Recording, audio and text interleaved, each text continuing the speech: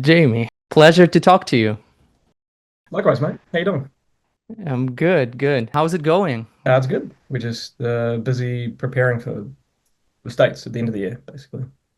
Oh yeah, you So, you guys have the tour, right? The North America, and it starts in California actually. yeah. So Yeah. we're rehearsing for that and waiting on visa approval. Oh, it's gonna take some time, right? For the visa to get approved, right? Yeah. So unfortunately, we've had to. The situation with your country at the moment is it takes 7 months to get visas, and that basically would go straight into October and November. So we've had to Mm-hmm. pay what they call expedited, which is for us it's $20,000 of nothing basically. So we're not even sure if we're approved yet. So hopefully we can find out in the next couple of weeks. I'm Let's sure see. you're gonna be approved. And because we've been there for I think it's the fifth time coming back. So surely. I got through the same kind of things with the visas because I wasn't born here in States. Totally understand how much pain in the ass this process could be. Yeah, it's always a pain. We have a thing. So even if I've had all sorts of crazy shit like that. So even if you're transiting through the States to get to another region.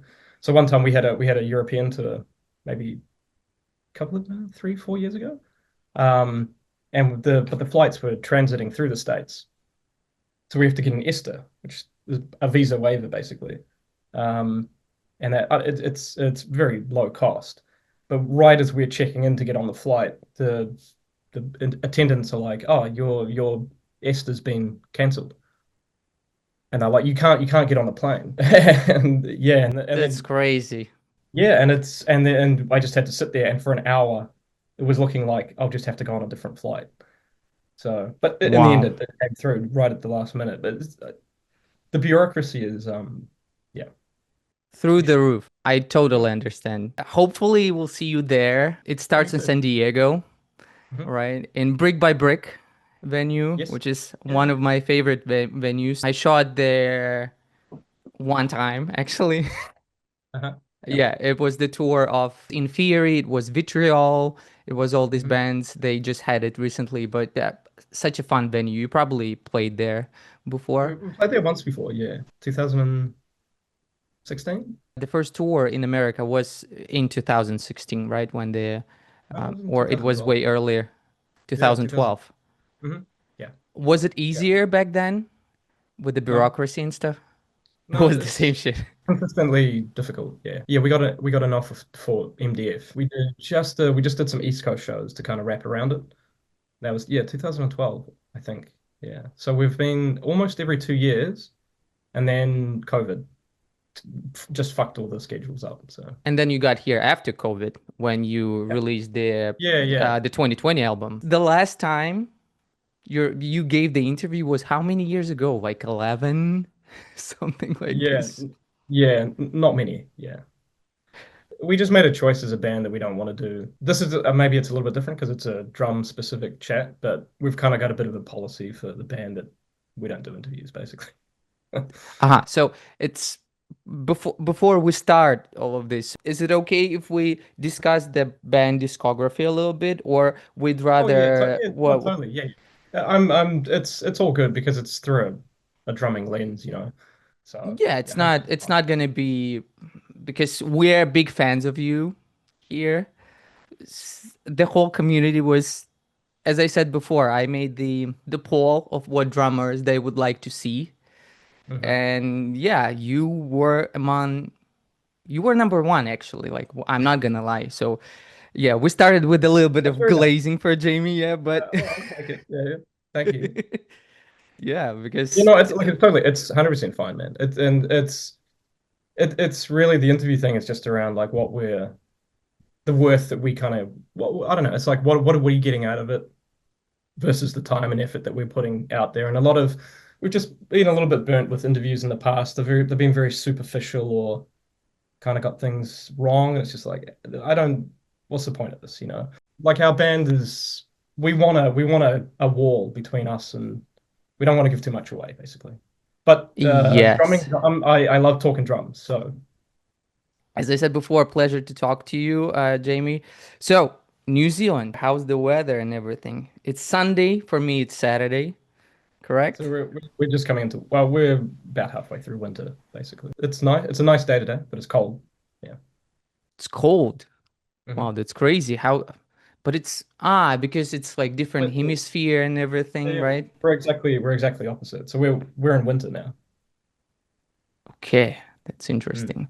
You guys are actually not far from where I'm from, which is Vladivostok. Yes. The Yeah, the place is straight down, right? Yeah, it's like south, Yeah, yeah, which is which is convenient for me because the time difference is not that big. It's just 2 hours. I call my yeah. parents basically the same time when I call you. Yeah. It's like a same, Okay. almost same time zone, right? Yeah. Uh-huh. And from what I know about New Zealand, it's probably one of the most beautiful places in the It's world. yeah. Look, the country is amazing, but the we're just so isolated. That's the only problem, really. Um, and for doing shit that we want to do, the travel time and the cost is, and the other thing is like in terms of all the sort of cultural stuff that we're into, we don't get a lot of it here because it's vice versa, right? It's hard for bands and arts stuff to come here. It's always like the end of the line, absolute end of the line. And yeah, so it's a tricky uh, atmosphere to kind of grow up and grow basically because there's very little ways to get out of here that don't cost tens of thousands of dollars. So for bands, it's extra. It's just an extra handicap. Absolutely. There are not so many even bands that could make it there. I can think of three, which is Yeah. you guys, Hmm. Blindfolded and Led to the Woods, Yeah. and there's another band which is Organic Tommy, something like this, which is a Yeah. I don't want to like butcher their names, but yeah, they talk so nice of you guys that you're like their homies. Because prior to the interview, I talked to them like, how's the music industry there? How's the scene working? And they're like, okay, it's basically like 10 dudes playing Yeah. interchangeably. Is that Yeah. correct? It's a little bit like that. I mean, that's a generalization, but it's always been like that in terms of bands that are like doing things. Where it's like you have to be the you just have to be like extra driven here to make things happen. And it's not for everyone. And it's always been like there's just little pockets of groups of people. And yeah, we share members across all sorts of stuff. And you'll see that with a lot of Mm, the kind of doom cult kind of bands like Diocletian, Witch Christ, Heresy Arc, all the stuff sort of it's one little one little subset of people. And yeah, some of those guys you were talking about from Christchurch, and they're interchangeable kind of members. Actually feel a little bit proud, because they're probably a generation down from us, and they're doing the exact same things that we've done. Like in terms of they've done, like support tours for big bands in Europe and stuff like that. I mean, that we actually met up with them, uh, the drummer, recently, um, in the UK, and they just come off the back end of maybe it's an aborted tour. mm. So yeah, they're kind of yeah, they're just going for it basically, and they're facing all the same shit we've gone through. I think they got ripped off in Europe, and I was like, yeah, well, we got ripped off in the States, so Wow. yeah, And yeah, it is what it is. and when you are fifth in the bill, Uh-huh. also they were probably, yes, second to last in the bill. You are not doing it for the profit, basically. You are doing it, Oh, for the love of music, and you are doing that yeah, for, to like reach the audience. Yes. And that's crazy. For me, that's absolutely s- huge sign of dedication to the art. So it's when yeah. you grind, you're gonna make it. Like ULCERATE made it. Like a it's just a long, hard road, you know. I mean, this It is is 25 years for us, you know. crazy. 25 years. Back in 2000, right? Back in 2000, when you guys were you still in high school? When you and the guitar player, right? It was your idea to create the band, right? Which is Yeah. eventually became ULCERATE. We loosely started under a different name, 2000, like we were 15 or 16, messing around. Um, 15 or 16. Wow. Okay. yeah, yeah. And it was awful, you know. We were just doing our best to, and because you have to remember in 2000, there was no, yes, there was internet, but there's no social media, there's no YouTube, there's no nothing basically, and we live here. So even to be able to see touring bands or see try and understand what the level of playing could be, almost nothing. I mean, I think the first bands that we saw live that were of an international sort of standard. So first for me was actually Incantation, and we played with them, and then maybe like Deeds of Flesh, Disgorge, which Yeah. we were just like minds were just blown Blown away. on because the level of even Incantation too, because it was just like this is something this is crazy, like because we were only used to our friends' bands and a little scene that we were sort of part of, and no one was playing at that kind of level, you know. And I distinctly remember, man, like literally everyone in the scene sitting there watching Deeds play with Mike Hamilton.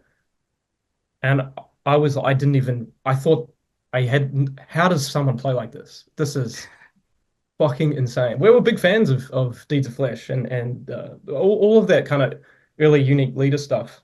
Because that was right around the time that we were starting to listen to this style of music, you know? So like 98, 99. So those early Deeds of Flesh albums, yeah, fucking amazing. And like, yeah, it was a total like, holy shit, I gotta practice. Like, what the Uh-huh. fuck? And I could see the Um, influence in the very first First album, stuff. Yeah, yeah. in Yeah, yeah, in yeah. the very first stuff. You could see that Yeah. the That influence of the style. Deeds of Yeah. Flesh. Yeah. Yeah. And that like the style of drumming I kind of gave up on it and shifted my focus elsewhere. But the first demos that we did are very kind of it's like a Deeds of Flesh mixed with a Immolation, Gorguts. It's all kind of in there, you know. But there's definitely more Mm-hmm. of that super fast, not hyper Blasts blast, and but it's mhm. yeah, it's really tight, kind of like the Suffo blast done really. It's something I don't really do. I stopped doing basically. You just had to learn off watching others basically. I started buying things like DVDs, instructional DVDs, you know, so like super early on. Around the early 2000s, I was buying DVDs like Thomas Lang and Marco Miniman's. Thomas Lang's was the first that I ever bought, and I was just like what the fuck? All this stuff was sort of happening where it was like I was having these big fuck, what do you call them? They're like you just can't constantly getting your mind blown and feeling like I'm way behind. Like uh, you know. So it was a combination Mm-hmm. of starting to really branch out, get into a little bit of like fusion stuff. Like I started really digging deep on Wickel, Koliuda, you know, all the big guys at the time. And there just wasn't video footage around. You know, it was very so I would just listen to these albums and try. It's pure like trying to figure out how they're playing with your ears, you know. And then the combination of like also then starting to see a little bit of like starting to see shows that would come down of these more seasoned metal bands, and then all of that being put into a blender and like, oh shit, we got to step this shit up. So my practice regime went super hard, you know. Um, and trying to like figure out a way to like how do I get the speed thing happening, but I'm also like so fascinated with this fusion stuff and like how do I stick it all together, and yeah, so it's and then yeah, it was 2003 is when we did our first demo, which was just totally tracked at home. It was never meant to be released. It was just us. Wow. At Yes, home. yep, and the drums are recorded with one mic. So, and then and because I didn't have a kick mic or anything, so I just put the mic kind of like just over the toms, like Dick Mike. I don't know Mm-hmm. if you've ever heard that term. And then I hand went through and copied and pasted in kicks wherever I was playing a kick to trigger it, basically. Wow. That's like Devin Townsend's kind of situation when he was recording his first albums. I think he did it from the Black album because or Snare. He cut the It was on tape, snare. right? Yeah. That's crazy. It just the tools That's weren't there. The tools just weren't there, man. And like because it was also like it was never meant to be released. Actually, that was the Coming of Genocide. Actually, that was the second demo. So it was like a demo just for ourselves. And then we were kind of like, oh, it actually sounds like kind of decent, you know. We actually did the first demo that we did was in two. Sorry, I'm getting my dates wrong. 2003 was the first demo that Mhm. we did. We did that in a professional studio, and it was at a university. And the guy that was tracking us, yeah, like it was fucking like the drums are to tape. It's all mics. There's literally no sample replacement. There's all like no punch-ins because you just have to play. And I mean, it came out super good actually. So yeah, it was just surprising. And then that, like I said, that second one was just us fucking around at home basically. And then we're like, oh, okay, we'll release it then. And at that time, releasing it meant CDR, you know, Yeah, and like that's a how demo and send it to yeah. everybody around, Yeah, right? go and buy 100 CDs and sitting at home and burning them and making and going and printing the covers and like I'm sitting there with scalpels cutting the covers out and Wow. then get a bunch of them and I just sent them to labels and magazines and stuff overseas and that's how we got signed. So Did you have any of those demos right now, or they are all lost, gone? Like the are CD around. itself, do you have any of those now? I've probably got a couple hanging around, but yeah, we don't sell them or anything like that. So they got re-released by a couple of labels. No, not the first one, but the second one. So they're around. We just sell them on Bandcamp for free, basically. Yeah, and they have like right now they would have very big historic value because probably. And Yeah, that's all this fucking around led to the first album, crazy record, and I still sometimes can't like yeah, wrap me my too. head around it how those kids could make such a ferocious angry record. You could see like so much anger, and I was thinking, okay, New Zealand is one of the most beautiful places in the world. How is there like so much hatred and aggression in this and like dissonant stuff? That's Yeah, but we absolutely we my. like it and it's definitely a symptom of New Zealand and Australia. You've got your Hmm. portal shirt on, right? So there's a massive, Oh, massive in the underground of the underground. So once you get even a few levels, deep, deep down, people were into real fucked up shit, like real fucked up, hard, ugly music. And it was the stuff that always like when I was 13 or 14, once I got past the stepping stone bands, it was straight into like hard, like ugly shit, basically. I remember like 98, I think Angel Corpse came out, Inexorable. It was one of the first in that first kind of dive in albums that I got into death metal. You know, it was straight to the fucking real yeah, shit, you straight to know. the bottom. We were kind of listening to a lot, all sorts of stuff, but there was this real fascination with this really hard, ugly shit. And we also had in our kind of circle of friends, we had a number of guys that were, say, 10 years older than us that would feed us stuff, you know, and also saying, this is why this stuff's lame and this stuff's good. And you're like, oh, okay.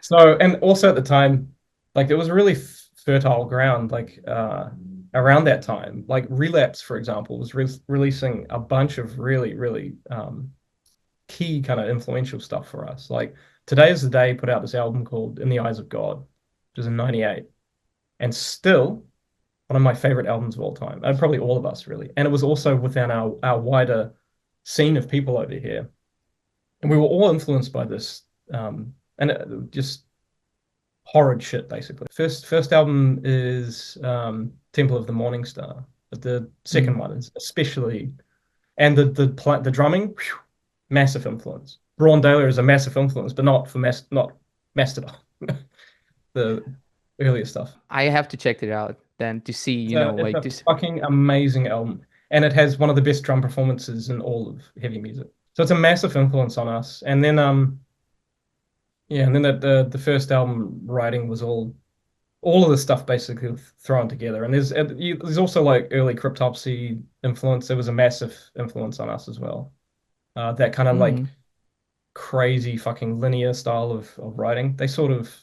We kind of fell off, um, I guess that band after Whisper Supremacy. But those first three albums, whew, Mm-hmm. yeah, Yeah, huge. I could also see the Cryptopsy's influence, with the speed, Yeah, I think. speed Yeah, I wise, think. speed Yeah, wise. yeah. When you look back at these, like the first albums of ULCERATE, first question, would you be able to pull it off, like double bass wise and blast beat wise? Because Mm, I think it yeah, requires so much stamina because it's yeah, like, yeah. No shit. Yeah. Look, we still play material off Everything Is Fire. That's no less physical than that first album. Um, and it's not easy. The one thing I don't really do anymore is the 300 BPM hyperblast stuff, which there is kind of a lot of that on that first album. I stopped caring about that sound. It's just I don't know. We just changed the framework of how the band what we're trying to say basically. So yeah, that I would have to just practice to get that back up. Um, but no, no, there's nothing like kick drum speed and stuff like that. There's nothing that's above what we still do now because I still have to maintain that for doing the older stuff anyway. Yeah, and there's still moments on the new albums that are at that rate, 240-ish BPM. Um, mm, our material doesn't really get, if we go faster than that, I usually just hit triplets. is it safe to say that these first albums like laid the foundation for the Destroyer? So kind of you were looking for your formula, and Yeah. then bam, when the Destroyer came out, you kind of, I'm not saying that you found it, but it's still like To us, it actually feels like we found it with fire. Everything Is Fire. Yeah, it interesting. was kind of like it was a total like aha moment. Like once we started writing the first few tracks of that, it was like, oh, this feels like this is what we've been aiming for and not really getting there. So, and still, like we've a bunch of it just in the last few weeks, actually, we've just been revisiting it, seeing is there some stuff here that we could maybe pull out for live shows. Um, I'm not sure I don't think we'll have it perhaps for the shows at the end of the year, but it's always on our mind. Like we still really love that album. Um, so yeah, and so yeah, basically those two albums back to back feel like okay, this totally establishes kind of what we want to Hmm. say. And it also gave you the, uh, was it, did you get the Relapse contract after those two? Yeah. It helped you. Yeah, once we released Everything Is Fire, Relapse started chatting to us basically. And we were, yeah, it is what it is. So we had a contract with Willowtip for those first two, and we saw that through, and then moved, and then I mean, we only did two with Relapse as well. Um, so yeah. Hmm. Yeah, that's totally makes sense. Yeah, how, Mm.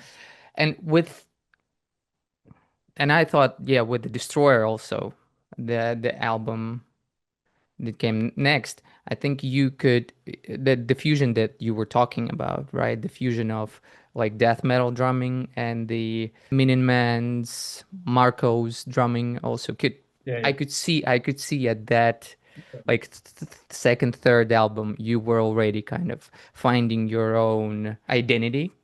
Is it safe yeah. to say? Because it just all this sort of stuff just takes time, right? And you've got to figure out like what you're comfortable playing, what you want to say is actually the biggest thing. I think that, and maybe it's we could probably we could talk for hours on this sort of subject, but I feel in Mm-hmm. this day and age, bands, I see a lot of bands doing a lot of the same things and not perhaps focusing on like what you're saying as opposed to like what I can play. And that was a big thing for us as well, is like trying to what's the point of all this? Like if it's just playing super fast all the fucking time, yeah, it's sweet that I got that, but so what? And it was that so what thing that really made me dig deep and try to Like how can I bring all this stuff in that I really like with other people's playing and other styles, but not just kind of wrench it in there and just like, oh, here's a fusion part. Like that's pointless, you know? So I worked, yeah, and that's that I just worked super hard on like trying to figure out how can I get all this other interesting stuff in the multi-pedal stuff or just ways of playing in a death metal or an extreme metal context that aren't extreme metal Yes. trance, you know? Like, and you'll see it a lot on the last two albums. I'm always saying, what happens if someone said, don't you can't play blast beats or double kick here? What are you left with? Can you make it something as intense without those tools, you know? Purely about like how can we serve this? Because we can make, and it was particularly by the time we got through Vermis and Shrines, and we were trying to kind of like move our way through this. But those albums are still fucking insanely dense. Yeah, Vermis especially. it's crazy. But when we're in it writing it, it feels very natural because it's just the stuff that's coming out of you. You're like, "Mm, cool, like it makes sense." And we listen to some of that stuff now. I'm like, what the fuck? What the hell is going on? Because we don't play a lot of that stuff live. And just the bizarre phrasing and like little gotcha little turns and I mean it's the odd time is fucking it's all over the place, you know. So yeah, and then with the last two albums, it's really like, okay, I gotta rethink some of this shit. Like I don't want to play chaos anymore.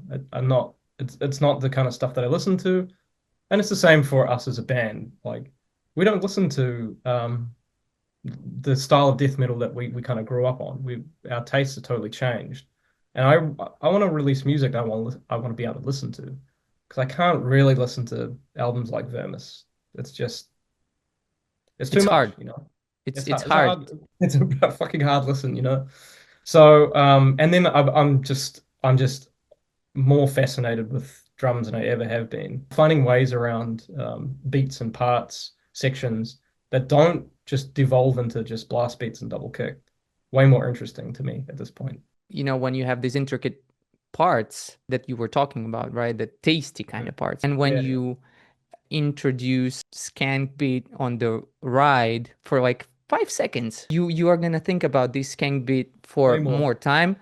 Yep. Like as opposed to just playing the whole song with the skank beat, like Correct. how it was on the last album when I was, Yeah. oh, he's playing like the regular D beat with the ride. Wow, Jamie is doing the things that we are like regular people doing, not that. But also you have to consider like what we grew up on. The landscape of drumming in extreme metal is very different to what it is now. So if you go and listen to Craig Smilowski on Here and After by Immolation, any of Mhm. the Alex Hernandez uh, albums that came after that, you listen to the old Gorgut stuff. Like there's not a lot. It's a lot of ugly, fucked up music, but it's not a lot of blast beats, and it's not a lot of just crazy amounts of sustained 16th double bass. It's heaps of ideas. And like my favorite band is Immolation. It has to be. The for me those particularly Here and After, Failures for Gods, Close to World Below, Unholy Cult, those albums, unmatched. Stand out for you. Yep. And the drumming is there's backbeats, there's grooves, there's bizarre over the bar line playing, there's heaps of tom stuff. There's not a lot of blast beats. There's not a lot of double kick comparative to what's happening these days. And like I said, like those albums like Today Is the Day, I might have like one or two blast beats on it. Obviously, we've got Derek and Tony with a different story, obviously. But it's listen, by the time Derek gets to I Monarch, he's obviously done. My head has obviously moved where his head went to. Like, what can I do with this kind of framework? I can do way more than just blast beats, you know. So, and each their own. Like, I still love bands that are super blast beat heavy, but it's not what I want to do at this point. For us, it's just not the music we want to make. Like Mhm. I'm happy to do that sort of stuff if it was another project. It's not necessary. It's just about the tools that you or the compositional tools that you have at your disposal, you know. For us, I'm just way more interested in there's many other things. With the ulcerate, it works.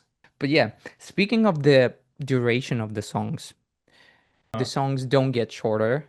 And my question to you, how are you able to remember the all the symbols, all these intricacies, as I said before? How is it? Is it the matter of constant practice of these songs? Is it just you have amazing memory? How? Like how? So, okay. Well, I reckon it's two things. So, first thing, yeah, we rehearse all the time, right? So you got All to the keep it. time. You got to keep. Well, you got to keep it in your. We do 2 or 3 times a week as a band. So you've just got to keep it in your muscle memory. It's really that, um, not really that difficult a concept. You just have, if you want to remember something, you just got to do it all the time. But I think this is a question that, yeah, I get asked a lot. Like, how do you remember all that stuff? Well, the what you drummers need to perhaps shift their focus. If they're struggling to remember the parts, they need to listen to the melody of the song, not the beats. So you need to know the moves of the melody lines inside and out. And once you do that, you're playing to the melody, and then it becomes total muscle memory. If you're having to sit there and count, oh, okay, so it's like three toms and then a rest and then a hi-hat splash and then yeah, yeah, no, you're fucked. You will be absolutely fucked. That's how you learn stuff. That's not how you play stuff. There's two different things, right? Like, yeah, when we're Mm-hmm. writing, yeah, I'll be sitting in the room. We'll be looping the guitars or whatever for me to try and figure stuff out over. And it's literally like going over and over, like, okay, kick, then move to the right hi-hat back, okay, and then over and over again, right? But at a certain point, you learn the feel of it. You learn what the riff is doing, and then it becomes, okay, you can just move around it. Now, Mm-hmm. also, if you want to improvise, and you don't have this skill, you can't improvise. So, and a lot of our band is formulated off improvisation, you know. Playing live, there's I mean, I'd probably 60 to 70% of like all the fill parts, I do it different every night. And the only way to be able to do that is you have to know you have to know the melody, you have to know the That's song. crazy. Yeah. That's crazy. You improvise 60 to 70% Yeah, for sure. of. Like of fills and embellishments. Mm-hmm. Not so much like there's a structure. You know, think of it like jazz, right? You have a structure, but your how you color and move around that structure that's up for grabs, right? And it differs part to parts. In some parts you have to play pretty explicitly because the atmosphere of it will fall out if you just fuck around. But and like this is this thing that I've had since I don't know, I was 14 or 15. Like I said, I started listening to guys like Dave Weckl, all the fusion greats. I started even started really getting into Carter Beauford with Dave Matthews Band. I would see live shows and I'm like, he doesn't play anything the same twice. And you watch any jazz players play, the whole thing is improvised. Like it's all improvisational, but you still have markers that you have to hit. Um, Yeah. it's a cheesy analogy, but I've explained this. The way I think about it is, and I've told this to a few people, is it's like uh you have to climb a wall, rock climbing. Like you have to climb a wall to get out, and you know that your next like you have to go here and then here, otherwise you're gonna fall. But between here and here, you kind of got you can there's other ways to get there, right? So long as you can hit those markers and those accents that the music is saying that you should hit, what you can do in between is color, you know? Yeah. And as long as the guys who are playing in front of you, they're like not turning, saying, "What Yeah, the but fuck are you it's playing?" yeah, but it's the same Mm, thing because mm-hmm. they should not be listening, as I should not be listening. You're listening to the wrong thing if you're doing that. You should listen to the meter and the pulse, Uh-huh. right? Not the individual beats. Yeah, I understand what you're saying. But you still have to like hit as you were talking about the rock climbing, but Yeah, there's a yeah, yeah. It's possibility on for me. you Yeah. fucking too. Yeah. to fall down, to like not to Yeah. get into Yeah. the Yeah. to Yeah. measurement and fuck it all up and derail the Yeah. whole thing. Yeah. It's So it's a balance, and it's like there's like it's like a spectrum of like playing the song completely verbatim to what's on the album versus not playing the song at all, right? And in that spectrum, as a drummer, Mhm. we've got the ability to kind of flex a little bit, up and down. If you get down to hit too far down this way, but what the fuck are you not even playing the song, right? So we've Yeah, got, and the cool thing about this is it makes every show, we want it to be different. Like you should never see the same show twice with us. And again, this is based off seeing bands that improvise when we're young and being like, holy shit, that's fucking rad. You never know what you're gonna get, you know? that's interesting. Yeah, as opposed to, seeing the band like two years after, seeing them once and Exactly. then see them again and they're like, oh, they're playing the same fucking songs, the same feels, the same everything, the Yeah. same the same shit between the songs that they're saying, oh, this song is about blah blah blah. No, Well, no, that's not for Ulcerate. that's not for us. Yeah. If that's your thing, that's all good. But that puts it into more of a like dance, electronic music category that, where it's like you're coming to see the hit done exactly the way you want to see it. We have always preferred chaos. Little you want to it should feel a little bit scary playing live. Yeah, there's like scary, right, and also exciting. And there's a aha moment. Oh, that's a cool feel that I never played before, but it fits this measurement and it's sounds cool. Makes Like you said, it's that level of excitement and a little bit of danger, maybe, that things could go wrong if you fuck this up. But also, that's why you practice, right? That's why you practice vocabulary. So you have, I kind of know, and I remember seeing a Jojo Mayer clinic about this, and someone was asking, like, when you're doing solos, especially, or improv, I guess, like, do you ever fuck something up? And he's like, yeah, all the time. But you kind of know like where the limits of your vocabulary, like this is like from here up is stuff that I'm working on, and it's not ready to mess around live. And if you do kind of dip into that territory, yeah, it's like fucking um, all bets are off. But the joke is like you mess something up, you just play it again. Like, oh, that was yeah, cool. I'll do better next time. Yeah. Yeah, yeah, yeah. There's always next time.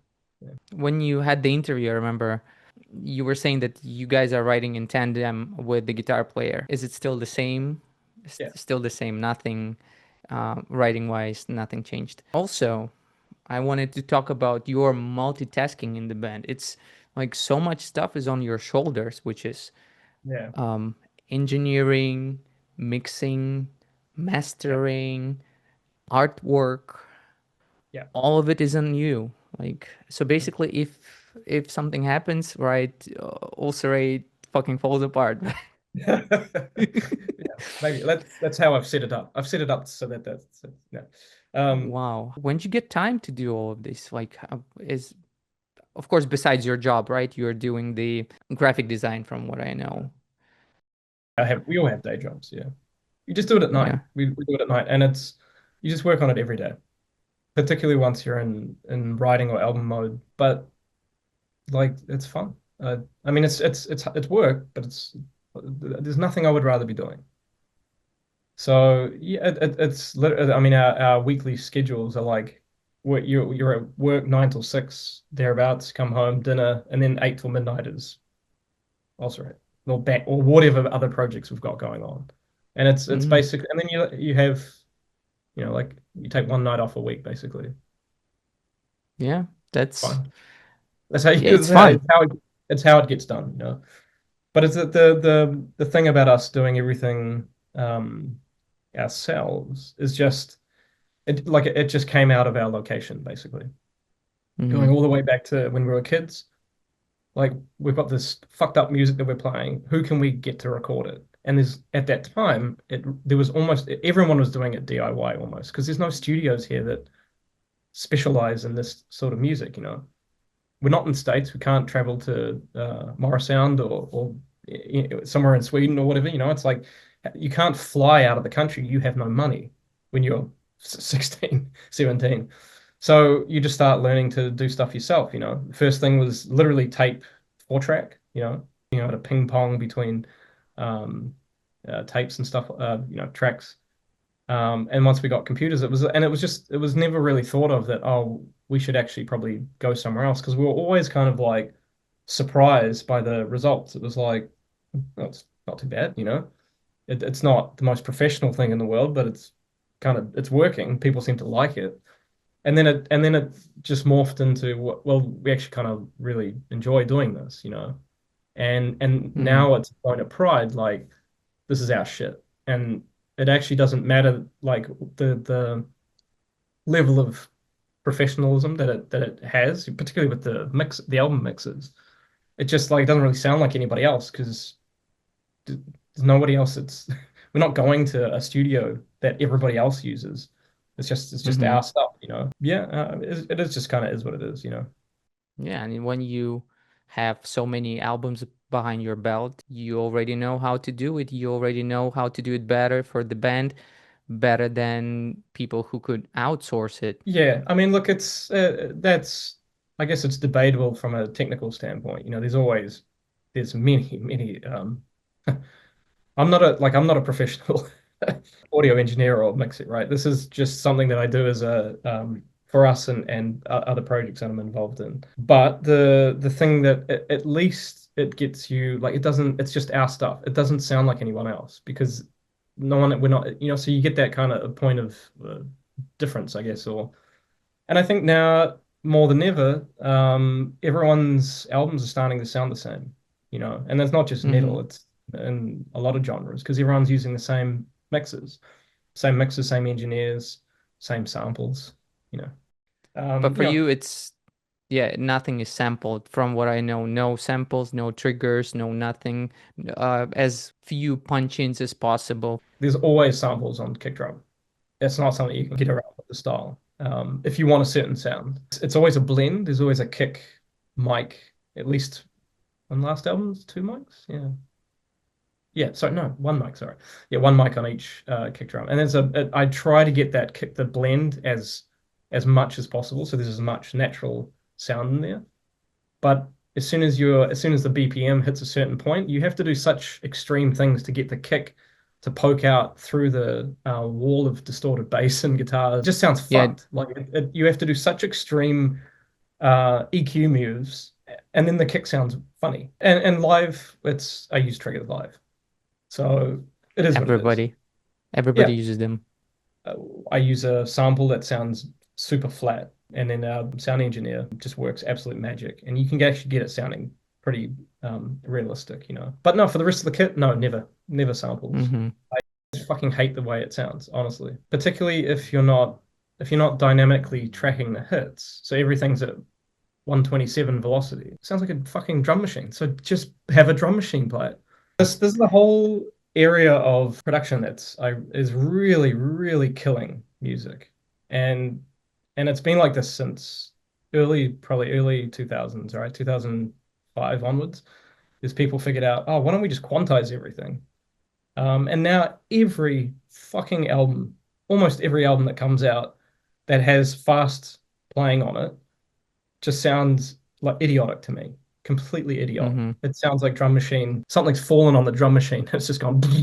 With the Um, shotgun snare that, with 300 BPM that sounds all the same without any velocity yeah, change. yeah. So I can't play like that. I can't play like that. So what's the point? And I don't think. And when I when I see these albums and then you see the drummer playing live, you're like, yeah, you can't play like that either.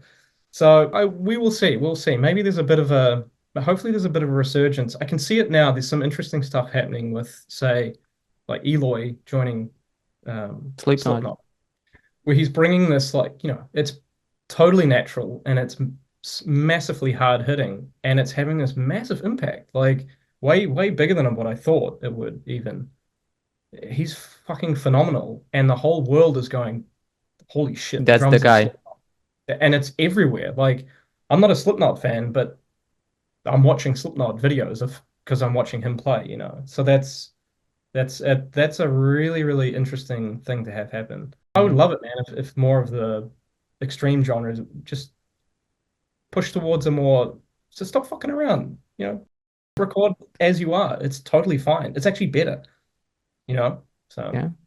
And with the resurgence right now with all these old school death metal bands yeah. like Gatecreeper Yeah. or Sugabog, and Mm. to name a few, Creep and Death. These guys right now are recording, how it was recorded at the Morris, Yep. what is it, Yep. Morristown? More, Yeah. Yeah. what Yeah. at Yeah. that studio, right? I literally, is it Sangwa Sugabog? Yeah. How do you say that? I literally yesterday heard one of those new songs, and I was like, that shit sounds fucking awesome. And it's not a Yeah. style that I really listen to these days, but it's a Kurt Ballou production. I know that much. And I was like, just the sonics of it, even. I was like, okay, cool. We're Yeah. on we're on to something, you know. Just a trend, right? Like, I don't mean it in a negative way. It's just things trend, and once one person does something, everything clings on and it moves through. But like it's not a symptom of just metal. Like productions everywhere where there's real instruments. None of it sounds real these days. Big bands, the quantize button is on every fucking album, you know. So yeah, well, it's interesting. We'll see. Because I never like the thing that drew me to the style of playing was this kind of messy, sloppy, fucked up, and it always sounded really intense in the early 90s before people started fucking around. And now stuff doesn't sound intense, it just sounds fast. Like it was never the thing that drew everyone I know to extreme music was not like, oh, how fast it is. It was never the BPM. It was just the intensity. And you got intensity through speed, maybe, or through other means. It was just one technique in the toolkit. And now we just have I can't even every day there's just Instagram video. I'm not even on Instagram, but there's a million, you see it everywhere. It's like whether it's YouTube shorts or blah blah blah, and it's just a video of someone's foot going for a minute, like, and it just says 280 BPM singles or whatever, and it's like, okay. um, I think there's going to be shift in it. So yeah, there's already some, but yeah, there will be I think so. more. Yeah, it feels like a little bit here and there, like, but it's cool. It Mm. also like fucking. It also doesn't matter if just do whatever you want to do. I'm not. It's just No, no, for no, our no, no. taste. You don't sound like a hater. You don't. Yeah, just Don't. for our tastes, we just want to. I love the sound of fucking people playing drum. People playing drums, you know. Yeah, and as you said that there's with these old records, there's the sense of danger when the drummer is about Yeah, not to make it. He's yeah, about to fuck it up. yeah, He's about to yeah. train wreck the song, and it's maybe because he's getting tense and he's playing Yes, it faster, like 5 yeah. BPMs, than and you could see it on the record, and it's so like so fun. It's You cool. you don't Yeah, see it a lot now with uh, the production. Maybe, yeah, maybe in some demos or yeah, the first yeah. albums A of the lot. band, but Yeah, you don't see it a and lot. and talking about that, like we had mentioned Cryptopsy before, but those first two albums, especially Blasphemy and None So Vile, I mean, it's borderline. It's only just holding it together. Like the playing is but it's the ideas and it's just so fucking interesting to listen to still.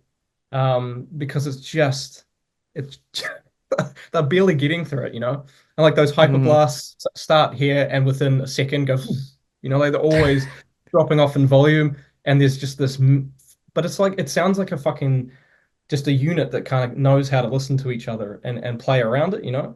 Hmm. And now everyone's so fixated on everything has to be perfect or I can't play to it. Uh, yeah, it's like we've just lost something. It'd be cool to get it back. But yeah, speaking of which, the very last Cryptopsy album has it. Like when Hmm. it's like, okay, he's not. It's like there's this also sense of danger in it. Like when Hmm. I think it's Flow is playing on it. Could Uh-huh. correct me if I'm wrong, but you could see, okay, it's not like 100% to the grid, and Yeah. you feel it, and it gets you like pumped and excited. Yeah, fuck yeah, Yeah. he's doing it, to the to the limit. He's pushing his fucking limit. The guy probably is in his middle ages, because the older you are, the more difficult it is to to play this kind of stuff, but he's pushing it to the limit. He's not, playing to the grid. He's not quantizing shit like the Cannibal Mm. Corpse albums. Yeah, Yeah, you can be you yeah, might yeah. not be the fan of Paul's playing, but he's fucking playing it. Yep. And you can, He's yeah, it's I have no thoughts on Cannibal either way, but mhm, they do not sound like anybody else because, and a lot of that's due to his feel. And mhm, you can, it's also like the Metallica thing, right? Like Lars borderline cannot play drums, but it's a thing, like it's a feel. Like it's mhm. what kind of makes them sound the way they do, you know? Um, and I know there's those later few albums of theirs where he's fixed up a little bit, and it's like, yeah, but it doesn't sound like him playing. He's in his what, 60s already. Hmm. Oh yeah. And I think people should give him, like a Oh, fucking yeah. break sometimes. No, totally, I Yeah. totally agree. But also, Buddy Mm, Rich was like 80, still shredding. So yeah. So yeah, let's return to you for a second, for like a couple seconds.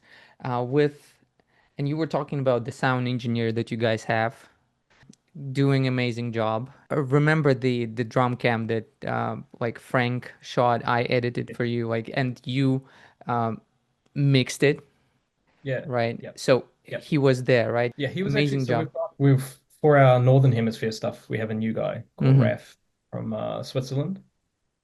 So he'll be on our North American tour. Our guy that we've been with for like over a decade, Tom, he's from New Zealand. So he did that last tour in the States. But it's just a bit tricky for him to do the Northern Hemisphere stuff now. So we have someone new. Yeah, I mean, look, the guys we work with. I mean, it's been Tom for so long, and now it's Raf, who I said before. But we are on complete same page with how everything should sound. And these guys, fuck, they work absolute magic because you can really fuck that stuff up, Easily.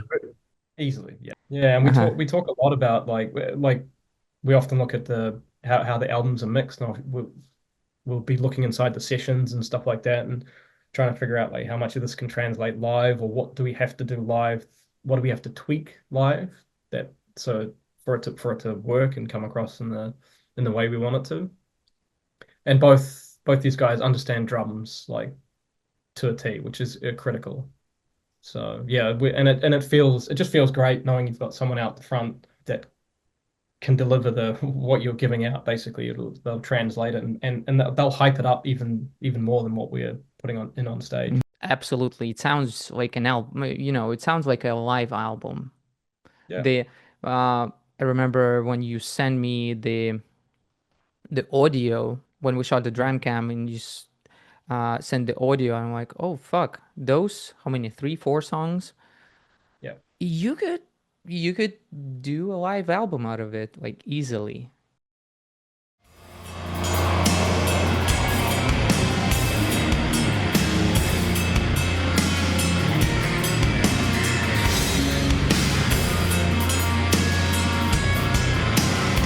Any plans for that, or with your mixing abilities and with the sound engineer that you guys have, it's totally possible. We thought about it. I mean, because we did another video on the last tour in Europe, Krakow, and it was the same kind of thing. We actually commissioned a friend of ours to come and shoot it, three or four cameras and everything.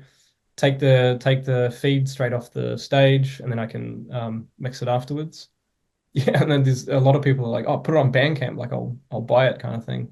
So yeah, I mean, it's always something to think about, like having these little wrap ups of a tour and just putting out three or four songs for free for whoever is kind of cool too.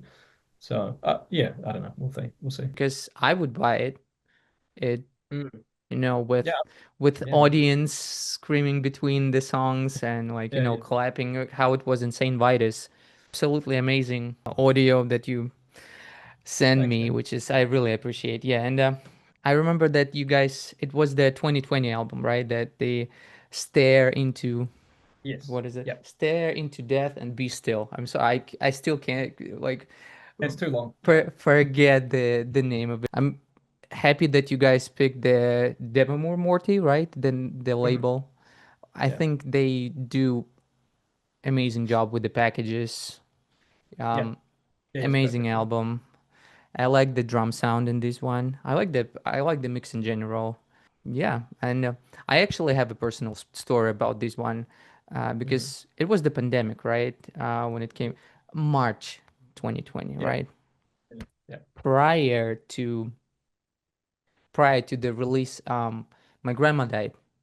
So, and I was yeah. grieving a lot, and I was because I was in States, I couldn't get to Russia to like be at her, funeral. Mm. And I remember thinking, I'm still like processing it. I need something to just, you know, to help me process it. I need something really dark, something really not depressing, but like sad. It's a very Yeah, sad as fuck album. Like no yeah, matter like what side you look at it, it's a sad yeah. ass album.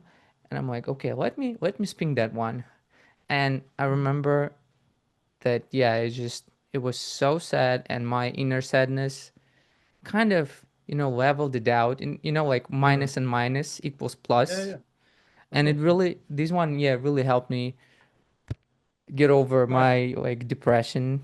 And yes, I know that you guys, your intention for the albums is to sound like a fucking end of the world, as you said before. It's like the end of the world, but sometimes this. But in saying that, like that album is written about the situation that you went through. That's the whole premise of the album because the same thing happened to almost every one of us. We in the prior years when we were kind of writing it and whatever, we all three of us lost family members. This is what the whole album is written about.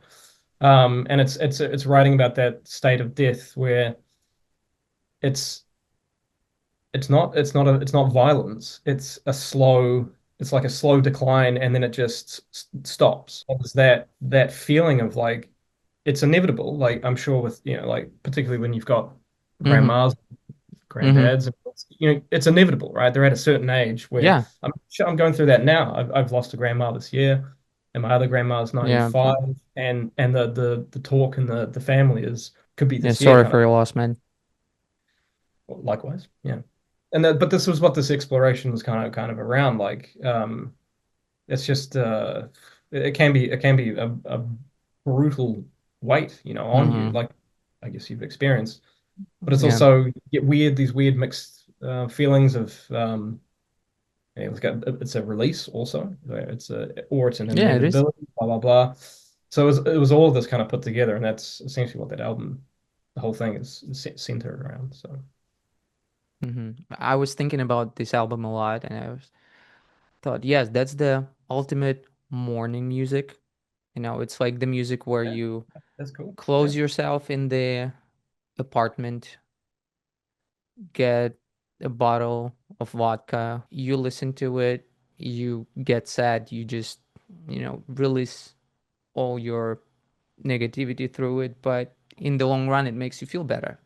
Hmm. Makes Yeah, you, I totally agree, man. get. And it's my favorite albums can do the exact same thing. Mm-hmm. Like, and it's same with film.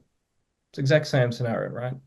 You go and Yeah. watch the most saddest, crushing films, and you're like, but how it makes you feel is you feel better afterwards, but it's fucking can be a hell of a thing, during the Yeah. process. But this is getting back to maybe earlier we were talking about like what is it you're trying to say? Like because you got all these as a drummer, you've got all these tools in the toolbox, but at the end of the day, we're trying to create what that sensation. You do that, and this is where the focus is at now with us is what what it's not about playing guitar or playing drums or whatever. It's about creating this album. I mean, it's you're creating a piece of art that hopefully has something to say. Basically, it means me not playing fucking just blast beats just because I want to. Like we have to think way more carefully about things now. So yeah, With this one and the next one, the last one, you could feel also that there's a message, there's a story, there's the whole concept, yeah, which is yeah, yeah, also not, you don't see it everywhere. You could see the album, which is like song, song, song, song, but yeah. when you see it as a like a flow, Yeah. you appreciate it. Like the very last one, which is the cutting the throat of God. I like the snare in this album so much. It Yeah. has this reverby feeling like that Yeah. I It's missed, real. which I missed from, like Left Hand Path albums, where they Oh, yeah, had okay. this like, Okay. Yeah. Yeah. does it kind of, was it I mean, any? maybe not. I mean, not intentional, but yeah, yeah. Mm-hmm, I know what you mean. Yeah. I mean, look, I'm just a big fan of uh having metal music be quite drenched in sonics, you know. So yeah, whether it's verb or mm-hmm. delay. I mean, a lot of my favorite bands in the extreme, even more extreme stuff. I guess Portal, Titan Bloods. Certainly, Love it's them. certainly, yeah, yeah, yeah. No, it's like it's down in the fucking depths, you know. So, yeah, always want to have a little bit of that ugliness and muck, you know. Can't be too Yeah, dry. And same with the yeah. same with like, things like vocals. Like there's a certain, and this is it's a total like we're just stealing it from a black It's metal. okay. Yes, that's absolutely fine with the vocals, actually, with vocals as well. You starting it, and I think that the vocals, like these deep fucking Mm. growls, Paul, right? Fitting so well. Everything's working super well together now. Yeah, yeah, Mm-hmm. for sure. Yeah, It's the same thing. absolutely. It's like that approach with the mix on that. I mean, it's super super fucking wet. You know, like delay, verbs, there's even distortion and saturation in there. Um, and it's just trying to create this just massive sound picture, basically, as big as I can get it. You know. And you succeeded in it. Yeah, Yeah. can wait to see you guys. Yes, touring with this. It's probably gonna be most of the new album, right? In the We do. program. It's kind of half. It's the set is essentially half cutting and half stare, and then some old stuff, a little bit of old stuff. We're limited by time, unfortunately, because and we play for an hour 20, like max, and it's like 8 songs, 9 songs. So Mm-hmm. it's pretty hard to divide that time, you know, in terms of old stuff. Yeah, when you have like songs that are 6, 7, 8, 9 minutes, 8 minutes. it's hard to, Yeah, yeah, it's yeah. hard to It's pick fine. one. Yeah, yeah. It's a Yeah, problem. people are not gonna forgive me if I don't ask you about the technique, how you're playing, how you're able to, go through, as you said, 1 hour, 30-minute sets, Yeah. without getting fatigued, or maybe you do have fatigues. Like from what I know, with the legs, you're doing like the ankle motion. Is that correct? Mhm. Or Yeah. do you have any pains, anything? How's it? And how much time did it take you to fully master it? 25 years. Don't get me started on feet. Okay. There's a whole thing going on with me at the moment with that. But anyway, yeah, no, there's no fatigue. I mean, I'm rinsed after a set. Like it might look like it's relaxed, but yeah, it's relaxed, but it's like that's still a fucking marathon. Don't get me wrong.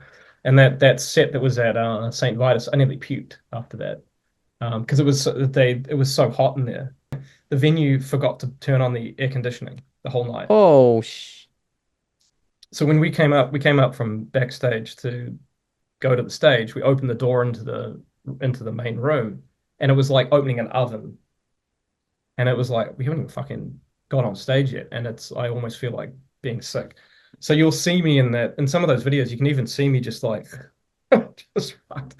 Um, but yeah, but look, it's just a matter of constant rehearsing, right? Just rehearse all the time, and it just gets this. It's just stamina. If you've got good technique, it's just stamina. Um, there's not a whole lot more to it. Ankle technique, yes. For the life of me, I have never been able to swivel or any of that sort of stuff, and it's not I've messed around with it, but I'm like I always do a cost benefit of like how long is this going to take me to recalibrate this versus all this other cool shit that I want to work on. So I just almost always mm-hmm. go, yeah, the feet they're working. I can play notes, right? It's fine. Yeah. I don't need to do, I mean, I see guys doing 270, 280 BPM crazy fucking stuff now. well, none of our music needs that, so I don't need that. And I'm also like really aware of with our stuff like acoustic volume because like I like to use mics, you know. So there's just a threshold where I start going faster, and it, you know, your volume just comes so far down. So it's always about balancing that. I can get good volume out of my single strokes.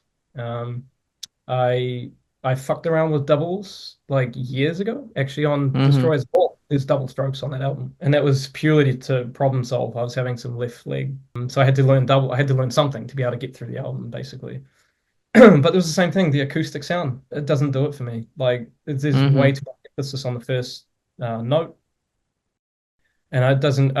You can get up to, you know, it's looking at guys like Virgil and Thomas Lang. They can get up to around 200, 220 max because they're one of the few that are doing it acoustically. And then it just kind of you just get way too much of the eighth note feel, instead of don't get the 16th feel. So I just stay away from that. Hands is just molar with a little bit of fingers support. Mo so it's smaller. Yeah, Okay. it's just all this basically. A little bit of arm just to push propel the stick, and that's like shit. That's not a. This is nothing new. Everyone does this sort of stuff that does molar. I mean, shit. Go and watch old Pete Sandoval videos when he's on the hi hat. It's this, you know. And then of course all the pros, you know, Todd Sucherman fucking it's explaining it. It's the exact Yeah. same thing. So you kind of like you're pushing and pulling. It's not push pull, but you're pushing and moving just the arm just a little bit to get a little bit of propulsion. And then once at the super high tempos, there's a little bit of back three finger support on the sticks. Um, but I don't do just fingers because again, it's about power and sound. And if it's just fingers, it's too flat and too well quiet. I can't shimmy around and hit different surfaces with Mm-hmm. different intensity, you know.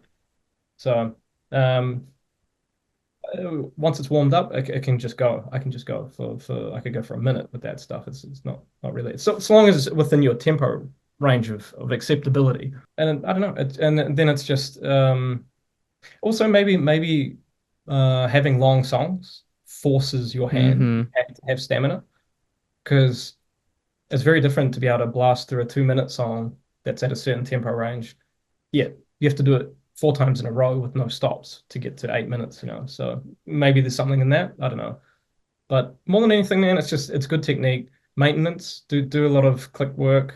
Um, if you're not on a kit, just make sure you just have the maintenance in there and then play live, rehearse as much as you can with a band because when everyone turns up to 1 million decibels, you will play twice as loud and you'll fuck out. What you were talking about is kind of the old school way, right? Rehearsing with the band, right? Is it? Yeah, we like to play loud and ugly and in the fucking dark, you know. So our rehearsal room, we turn all the Yeah. lights off. Um, and Wow. fucking and it's super fucking loud. I mean, it's so loud that and because the amount of distortion that we have on the bass, for example, is like guitar level because we don't have two guitarists, you know. So we try to balance out the tone. So there's a bit of basically the bass is almost it's doing the bass roll plus the second guitar roll. But you try getting your kick drum sound above that, you you will fail. Like it's yeah, you can I can stamp the kick as loud as I want, and as soon as Paul plays, I can't hear it acoustically. It's that fucking crazy. So Wow. yeah.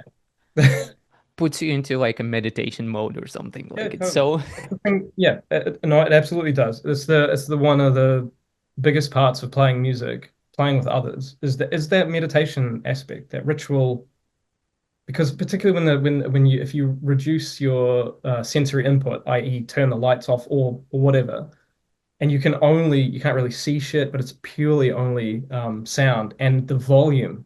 Because that's the thing why live shows are amazing, right? Because you're just overwhelmed by 100 dB of sound, you know? So we want to try and do that on a weekly basis as much as we can. That's crazy. And kudos to you guys. And that's Wow, that's such an amazing insight. I've never thought of it about it that way, that you just, when you like play without light, that, it also makes you tighter, like as musicians, and Yeah. makes you guys understand each other better, without even saying a word, Yeah. without doing anything. Yeah. We're actually kind of weird. Like we get on great, but as soon as we start rehearsing, like we don't speak from the start till the end. It's just and I don't know, we just always kind of done it. And then at the end, it's like, okay, lights on, sweet, but go out for dinner Mm-hmm. or something. But the rehearsal is serious business. Like it's sort of the ethos of the whole band is this is serious business. Like we're Yeah, not fucking. and it looks like it, you look at the band pictures, look at the image. Yeah, Guys don't fuck around. If no, we're they not if fucking. they if they come to the stage, they mean business. They will play and they will fucking deliver. Yes, and no That's so smiles around. correct. Yeah. Not Yeah, yeah. There's that's a time and a place for everything. Like, but right now it's serious fucking business, you know. And it was yeah, always that's this is just where an influence of seeing super severe bands from back in the day. I mean, even think of things like Swans, well, early Neurosis. Um, I mean, shit. I don't know if you've ever seen Portal live, but it's there's a mm, there's an atmosphere that gets created where it's fucking intense. We don't want anything less than fucking intense. So yeah, yes. Uh, no further questions. Okay. Have you seen actually Portal live? yeah, we played with them. Yeah, You Oh shit, you did. yeah, Wow. like 2010 actually, like years ago. Yeah, It's like the mystery how the guy looks like, the yeah. main guy.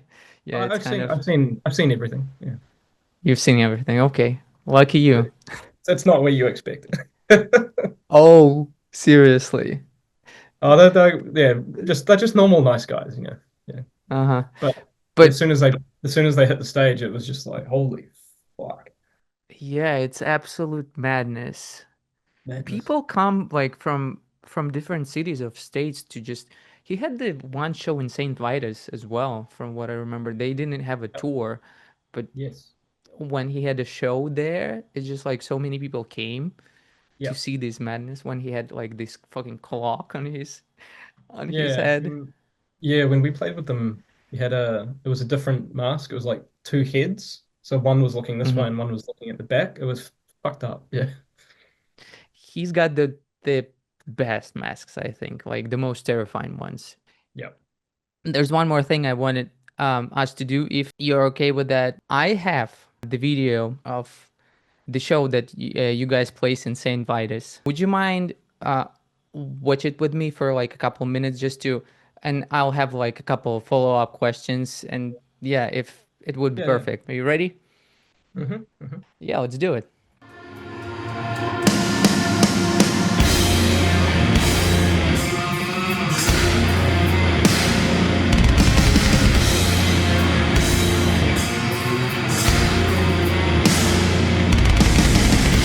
So here, I've Yeah. got a question. Do you utilize two hi-hats? Yeah. Uh, Yeah.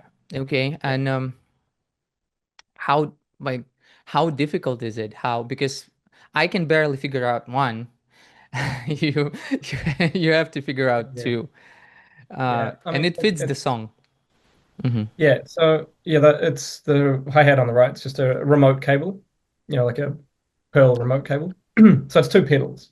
Um, Hmm. I have been doing it for so long that it's really natural. And like I said, I got it when I got that Thomas Lang DVD in 2005 Hmm. or six, four maybe. Fuck, I don't know. Because he was doing all this multi-pedal stuff, and I was like, "What the fuck? Like, I gotta get into a bit of Yeah, I this." remember when he was like tuk tuk tuk tuk tuk tuk tuk tuk tuk. Yeah, I mean, he's the master of that stuff still, and I'm not, I'm nowhere near that. But just that concept of like, that having that other sound source over the right hand side, and of course, a year or two later, High Monarch comes out and Derek's all over it. um, Hmm. and I was like, oh fuck, yeah, and it's just a cool mechanism. You can just come up with you can just do extra little things over the right hand side that you can't. over the left. You've got a hi-hat positioned over toms, so there can be some cool rolling between that. Even just choking over the right hand side with your foot, I do it all the time.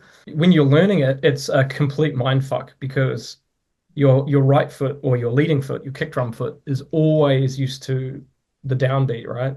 Whereas To your the kick patterns, right? yeah, or it's like it's always foot comes Yeah. down and sound happens. But your left foot is always trained to, it's when it comes down, it's yes, it's making a sound, but if it's after it, if you're choking it, so you hit the cymbals, it always comes one down, it comes, like an eighth Mm-hmm. later. If you're going, tss, so then try and do that on the with your right foot. You just always the foot's always wanting to hit at the same time. So you have to learn, if I play a hand first and then I want to choke it, my right foot has to come in, either an eighth or a 16th or whatever subdivision you want to do later. Yeah, that's a total mind fuck. I mean, it probably took me like a year to get, playing it every day to feel comfortable with it.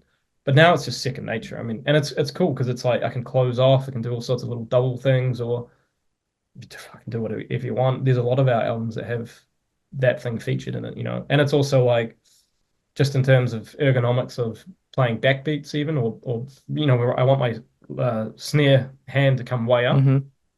If I'm crossed over, I just feel a bit, I can get way bigger movements basically if I'm riding over this side. So yeah, there's a whole Yeah. lot of benefits basically. And also, if, for example, I think it as this way, if you're right-handed, if you Yeah. would want to play left-handed, Yeah. you could totally do it, Yeah. Yeah. because you know how the hi-hat pattern works. So Yep. probably, Yep. And you'll see my setup is pretty like ambidextrous, I guess. So I got like there's two mm-hmm. kind of two of everything. And it's sort of like the way I think about it is I have one half of the kit is devoted to sort of more lighter weight or jazzy cymbals, and the other half is more of the like like a Heavier ping stuff. ride. Yeah. And it just kind of Mm-hmm. so and it's the same thing with the hi-hats. The what I've got on the right side at the moment is actually Derek's Serpent's hats. So I've always thought of these as like smaller, more subtle, and then more brasher Mm-hmm. on the left hand side. So yeah, it's just trying to have like a whole fucking palette basically of sounds. Yeah, that shows with the amount of symbols that you Yeah, have here. Okay. yeah.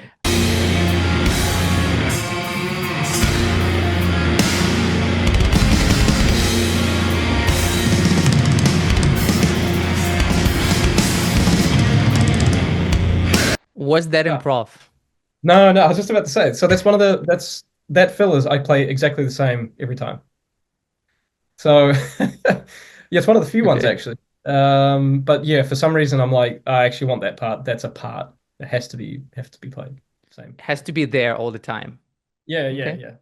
Yeah. Perfect. Okay. That's what you were talking about when you don't want to play cross-handed. That gives you Yeah. more power. Yep. And you can see on the left-hand side, I pulse the left-hand kit, Mhm. hi-hat. So you get, Yeah. I can, yeah. So it's cool. You can get the riding source of the thing over the right-hand side, but I can also play accents off the left, and you see it in that first beat there. Mhm. So both the rides sit at the exact same height and are below the hi-hat. It's just the exact same.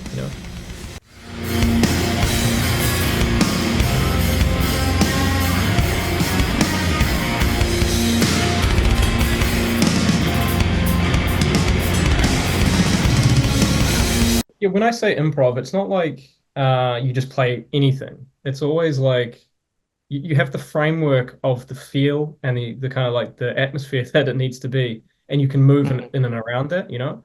Um, Yeah.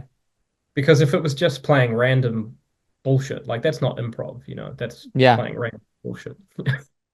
I also love the amount of splashes that you have I and like how you Splash. utilize them. Also mind blowing because there's, as you said, there's so many intricacies in this one. When I was talking to people about your playing, that's what is mesmerizing for them, how you are able to play that many intricate parts Yeah, in one little yeah. segment. That's a Hmm. pure like Dave Weckl ism right there. And you watch you watch Vinny play with Dave.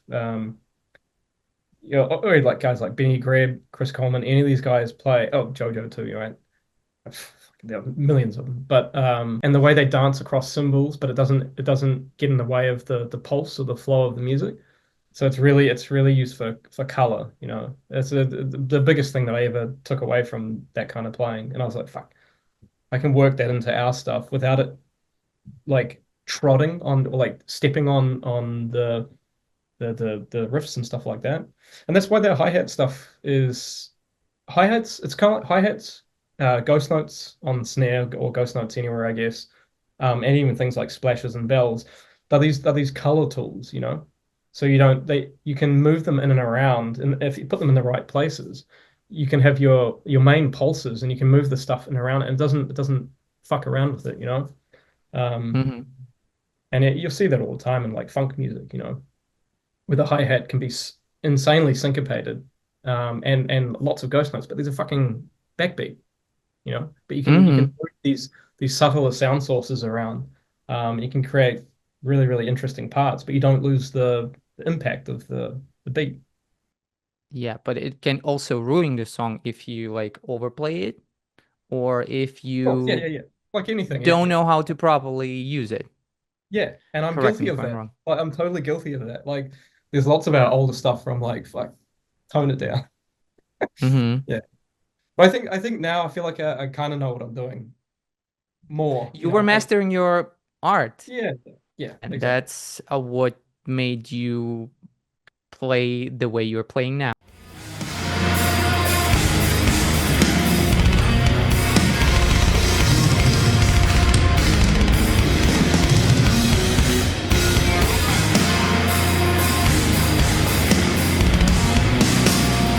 You can see I'm dying.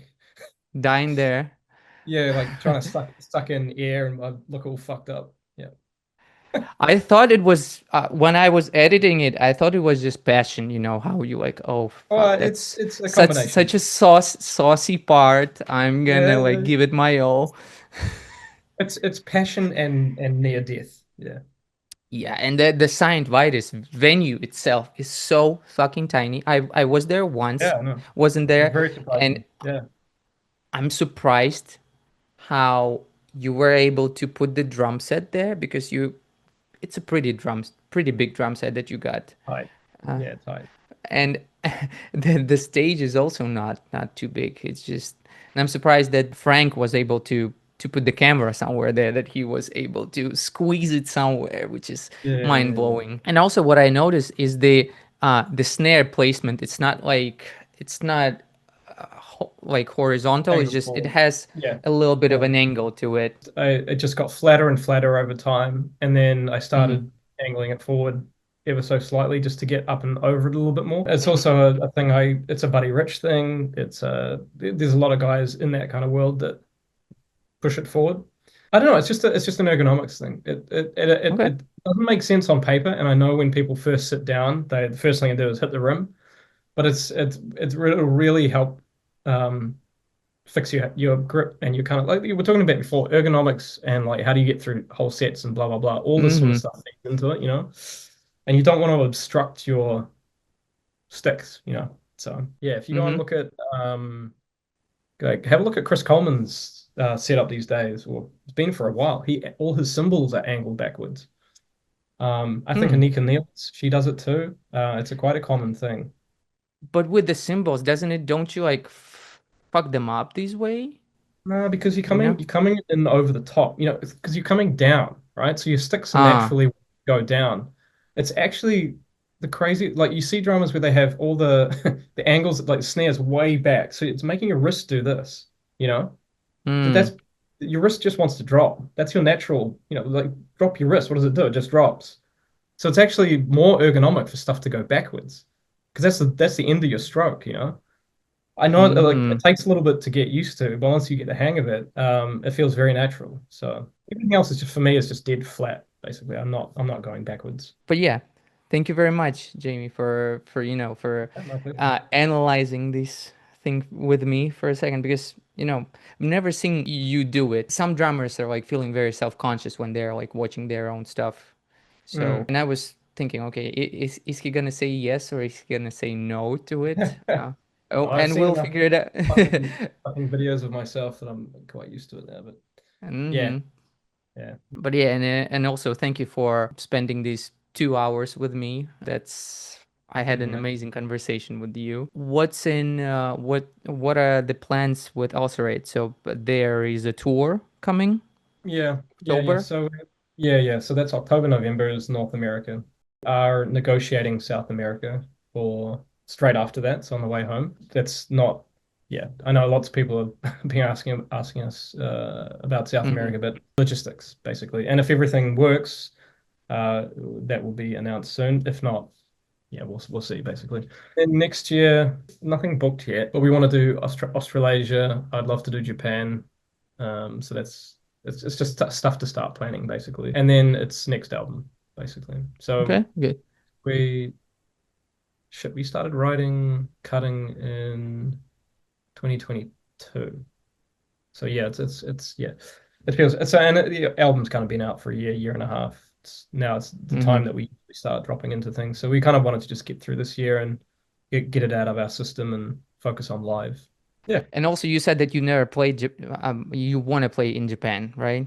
Have you yeah. ever have you No, played there? never had the opportunity, never had an offer. So we might just front foot it and see if there's a an appetite for our bullshit over there and see. I think that it's a match.